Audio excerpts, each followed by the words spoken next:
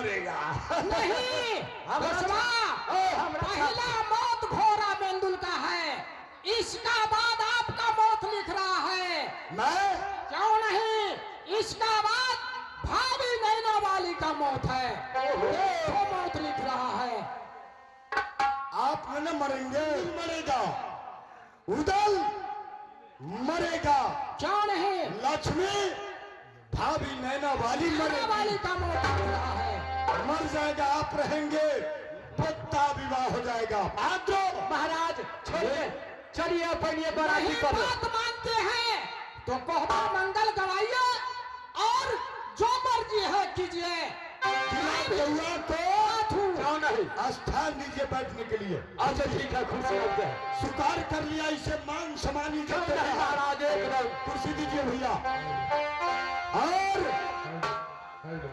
महल से भाभी सोना नैना वाली महारानी पटरानी सबको बुलाओ, कोहबर गीत मंगल होगा और भोज करेंगे, पूरी जिलेबी जो मर्जी हो कीजिए। बाया समाज को भोज खिलाकर और बंधन बराती ले चलेंगे। क्या हो चाचा, बराती चल रहा हो ना? कौन रहा? ठीक है भैया, सखी लोग की बुलाओ, जंगलाओ बुलाकर कोहबर गाएगी भौजी सोना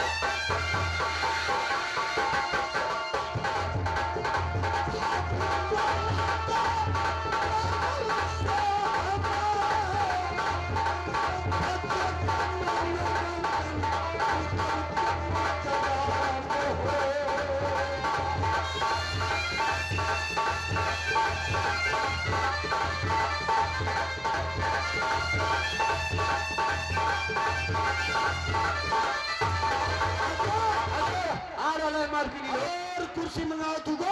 क्यों नहीं महाराज, गाड़ी पर बैठेंगे, व्यवस्था में कभी नहीं होंगे महाराज।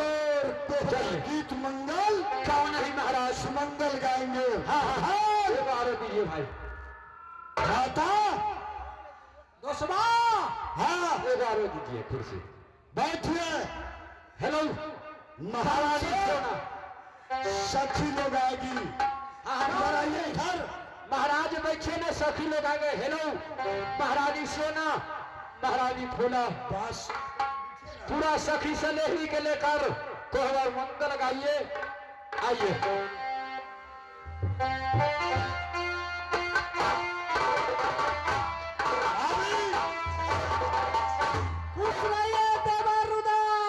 महारानी की जय हो। जैसे निर्मल श्रीमती गंगा की वैसे उम्र पर है तो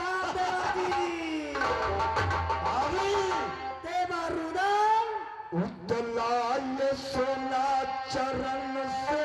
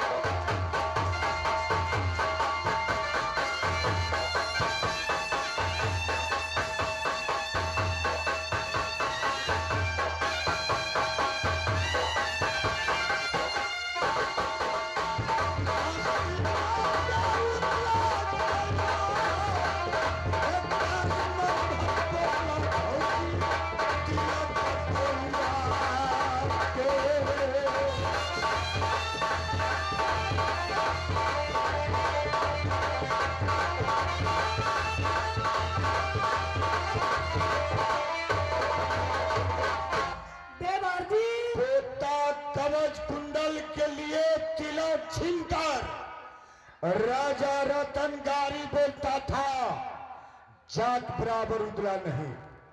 इसे बल जबरदस्ती तिलक छीनकर राज मोहब्बत में अब दुल्हा नहीं है, बालपन पोता कवच कुंडल पर तिलक उठा कर लिया है। इसलिए इसे गारी बोलो राजा रतन सिंह को, और दिल को ठंडा मचा दो उधर का दिल में।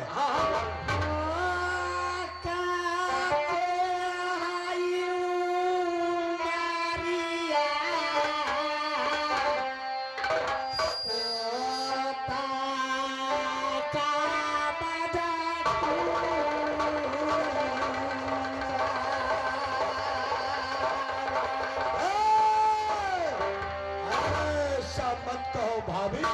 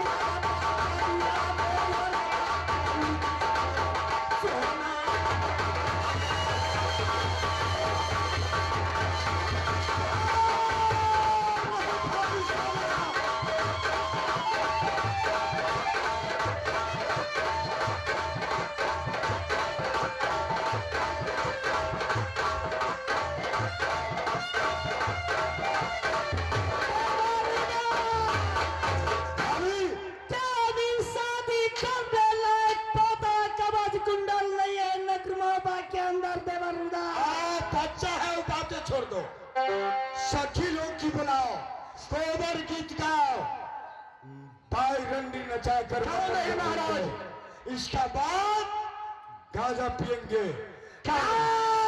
सा खाएंगे, नासा में झूम झूम कर किला बंधन प्राती जाएंगे।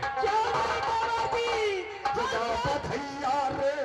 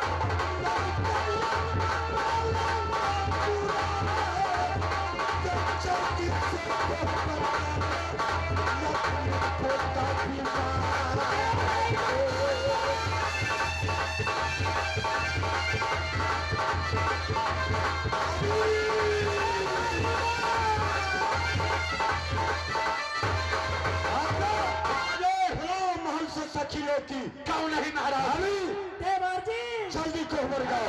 सखियों देवर जी, मैं पता कवच कुंडल की शादी में नाचूंगी गाऊंगी देवर उदार।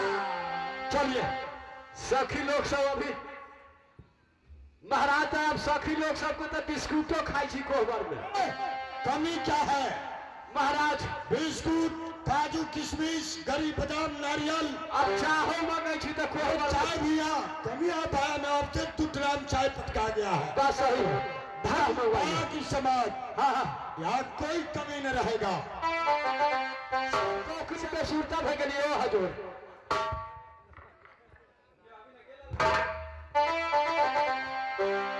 पातर पातर झीना मछलिया पातर झीना पातर पातर झीना मछलिया पातर सखी आपा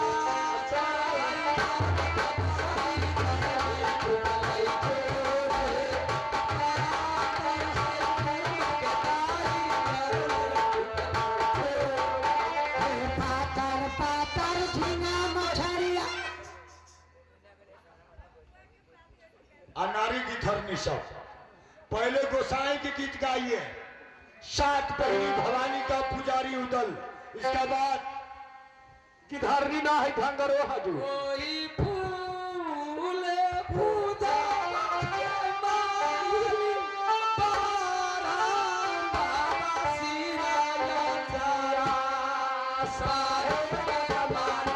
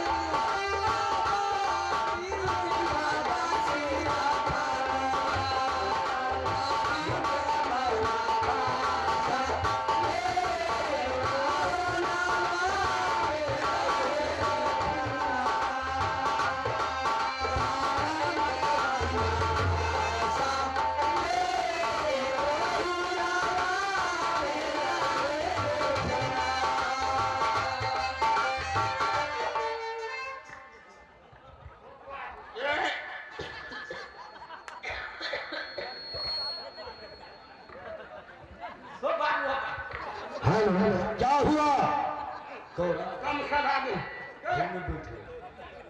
क्या हुआ?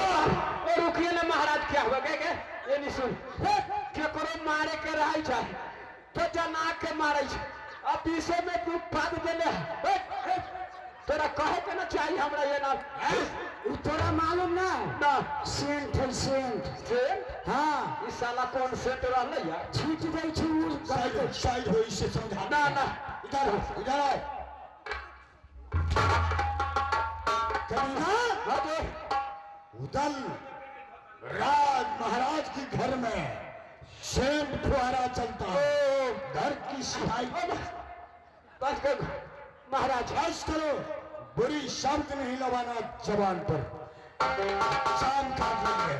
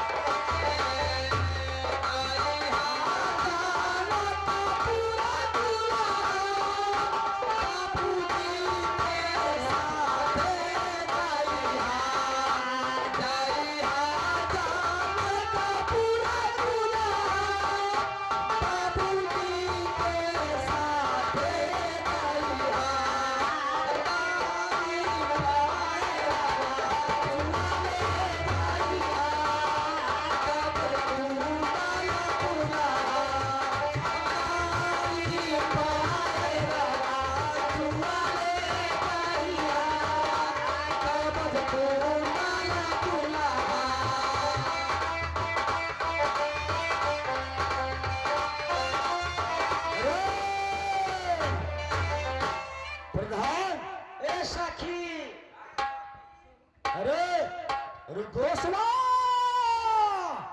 भैया, क्या बात है? गीत मंगल सुमंगल नहीं छा रही है।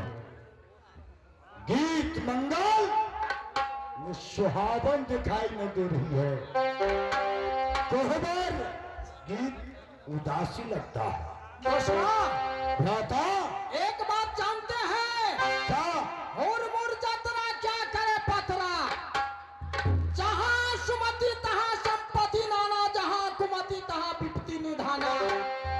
घर में किसी को सलाह नहीं है जो यह शादी होना चाहिए, लेकिन आप हुरमुरा कर आप शादी करने के लिए कल है तिलक थामे हैं, आज कहते हैं बारात जोतेंगे। भ्राता, इस शादी में शादी होता है स्थिर से।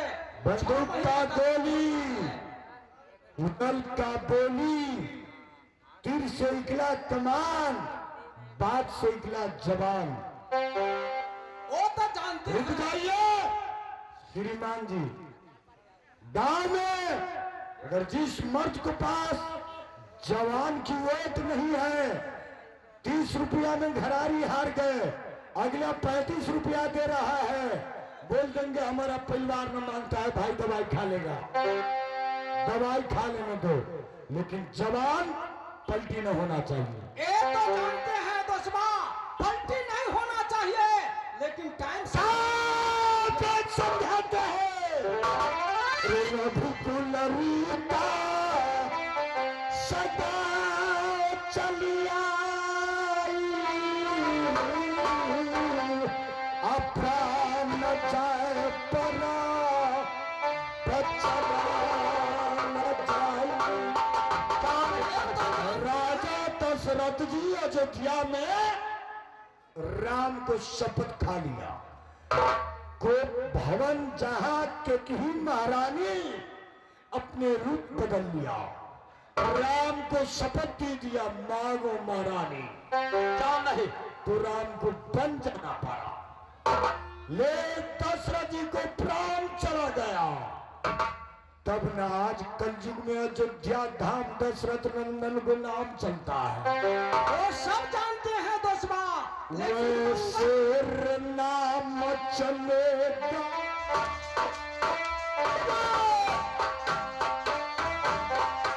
उतला के भाव,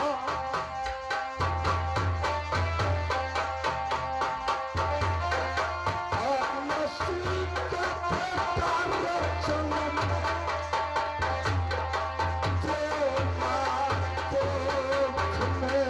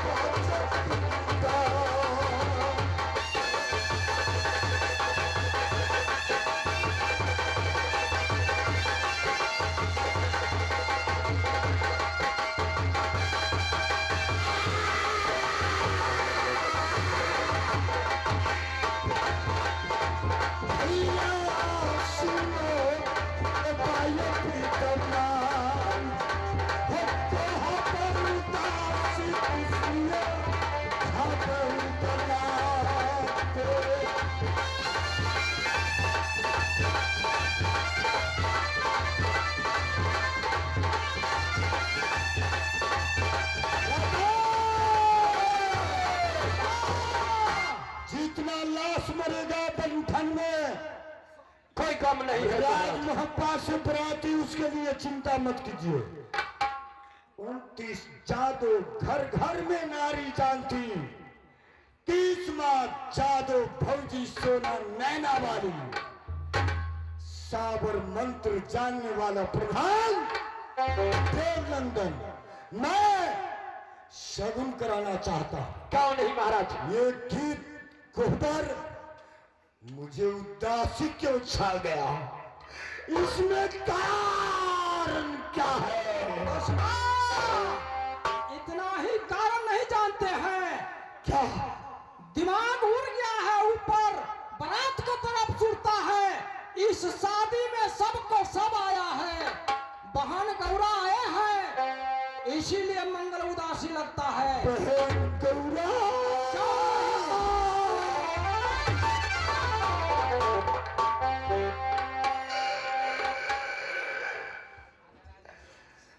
गोदिया में लेके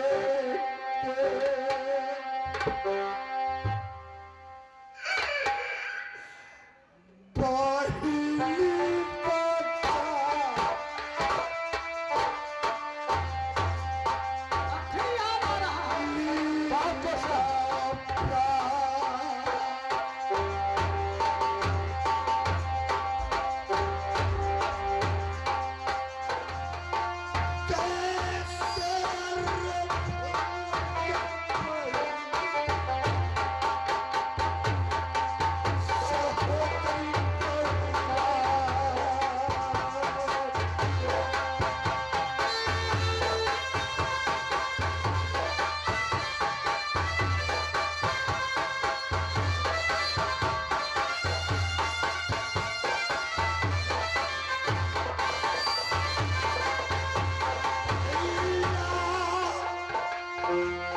बड़ी भूल कर गए उदल।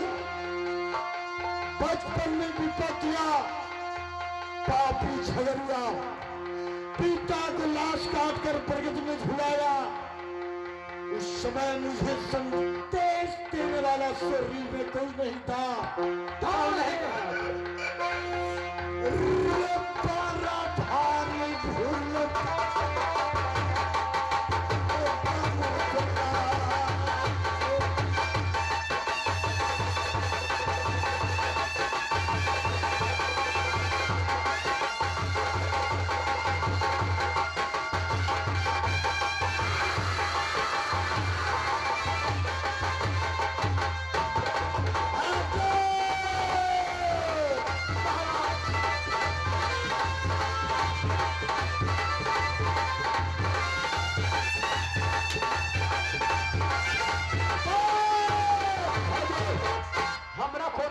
महाराज। बात सुन लिया? मैं सुन लिया बात हजूर।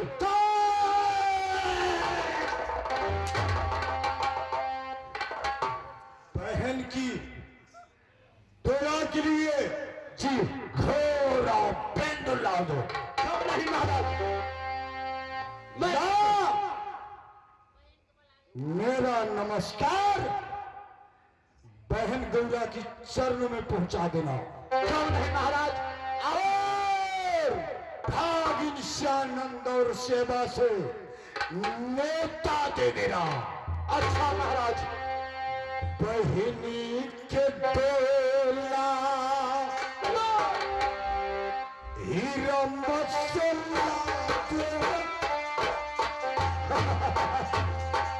अभी जाएंगे महाराज। सहोदरी मना के शहर को हटा के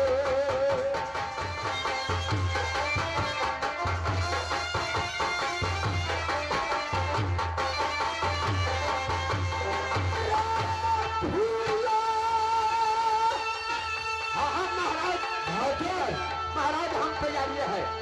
भूल हो गए बहन पूरा तो सुनने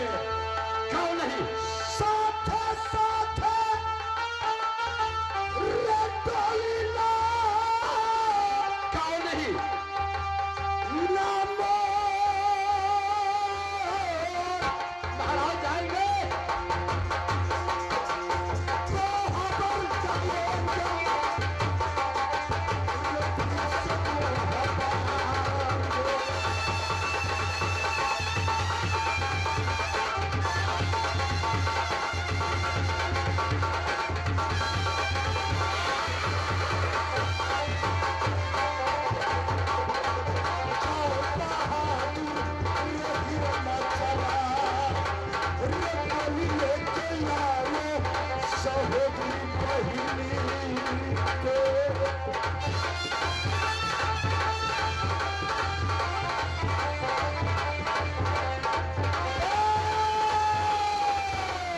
महाराज हमको बताइए 12 बजे से पहले बहन की डोली आना चाहिए। 12 बजे से पहले। 12 से अगर एक पल से आगे होगा तुम्हें गर्दन काट कर देवी दुर्गा को मंदिर में चढ़ा देंगे। क्यों नहीं महाराज? जाओ पैर करो। दसवा, इतना धरफर में क्यों रहते हैं? हर फर होगा। आप जानते हैं भगना सिंहवास आनंदन नामत का है। हो सकता है कहीं नौकर चाकर समझकर बहन को टोला नहीं आने दे। क्या बातें करता है। देश देश का छत्री का मिट्टी उदल को नाम से कांपता है। भागी बहन गौरा का दू लाल है। श्यानंद और सिहबा वो भी बारात चलेंगे। न्योता देना। हाँ हाँ महाराज। 7 बुलाओ चलाना। समय खर्चा करता है। जाओ।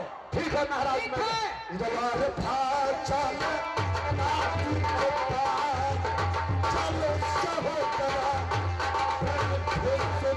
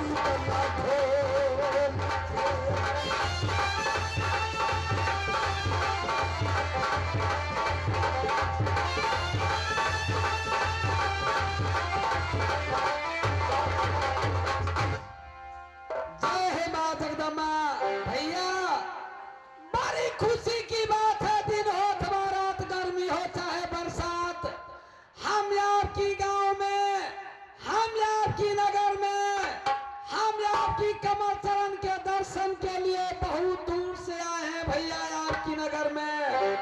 जय हे माँ जगदम्बा, हे माँ जगदन्नी।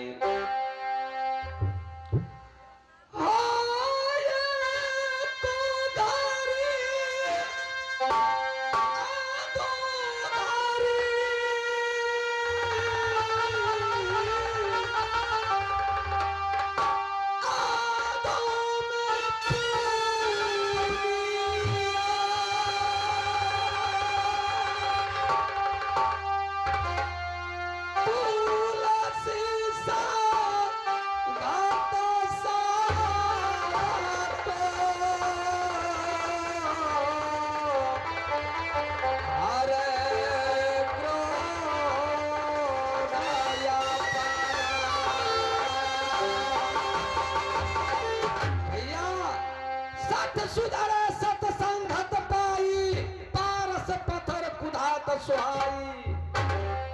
सती को सत बलवान रे जिसे हार गया भगवान। हम तो सती नारी हूँ, शक्तिमान पर चलने वाली नारी हूँ। नहीं हर हमारी राशोर हर ससुरा लागे हिरमचराज। खास से बेटी मैं राजा टोलर की बहनी दाती हूँ भैया झगड़ू सिंह की। खासे हम पाइनी अच्छी दूरा दाता, दारू सारा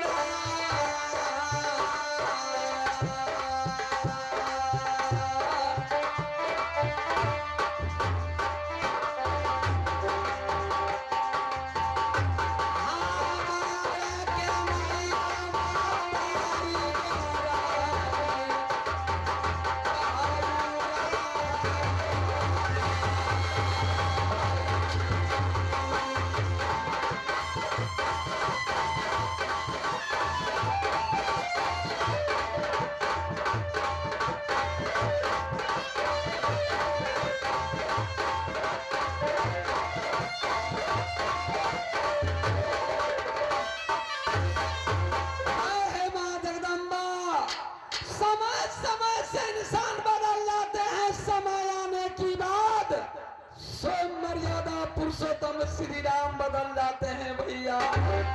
हे माँ जगदम्बा, ना जाने जिस समय मुझे भाई उदल राज सरहर की धरती पर अवतार हुआ, मुझे चाची दूल्हा की कोख से अवतार हुआ। ना जाने वह समय पापी झगड़ू 5 फल भदिया को लिए राज सरहर की धरती पर यह टकरार उठा दिया। वह समय काशी जी से पंडित जाने की बात 5 फल भदिया कारण राज सरहर झमक गया तलवार, छल से माथ काट लिया भाई मुझे चाचा दासर को। हे माँ जगदम्बा, पापी झागरू मुझे चाची दूल्हा की घर शैरी से निकासी कर दिया। ओ भादो महीनो राहलैया नारी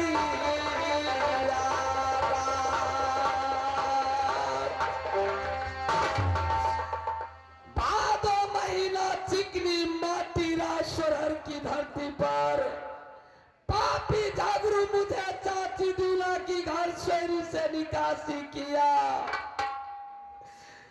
12 बजे अंधेरी रात में जिस भाई उदला को गोद में लेकर मैंने बलात्कार पूरा भूला खेलाई सूरतिया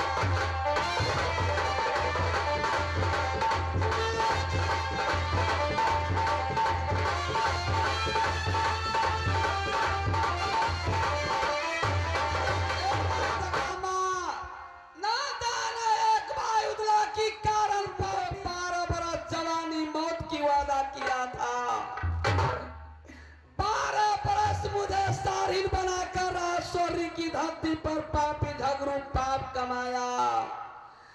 हे माँ जगदम्बा, जिस समय मुझे भाई उदला जवान हुआ, राजमहल पर किला निर्माण किया, जिस समय मुझे भाई उदला चढ़कर राज सरहर की धरती पर आया, सो महाराजा बेला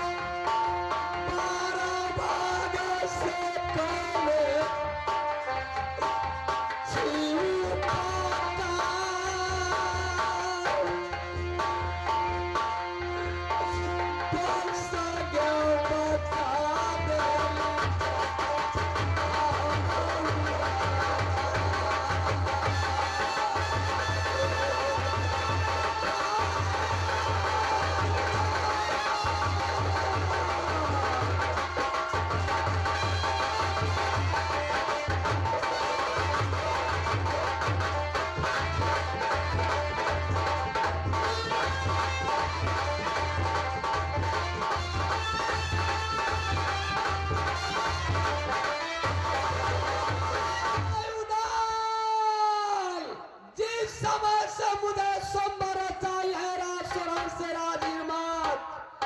अभी तक यहाँ से कोई संवाद वापस राजस्वरण नहीं गया। ना जाने मुझे भाई उदल भी भूल गया है राजमहोबा। हे परमात्मा, जब तक मैं आराम करूंगी तब मुझे भाई उदला को संदेश आएगी राजहिमत। काराबाई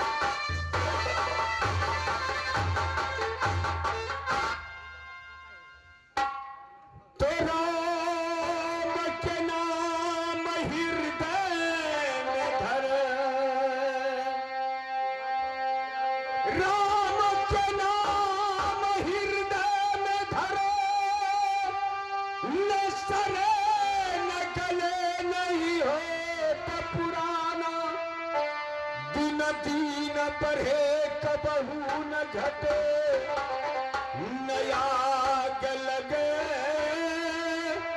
नहीं चोर चुराना।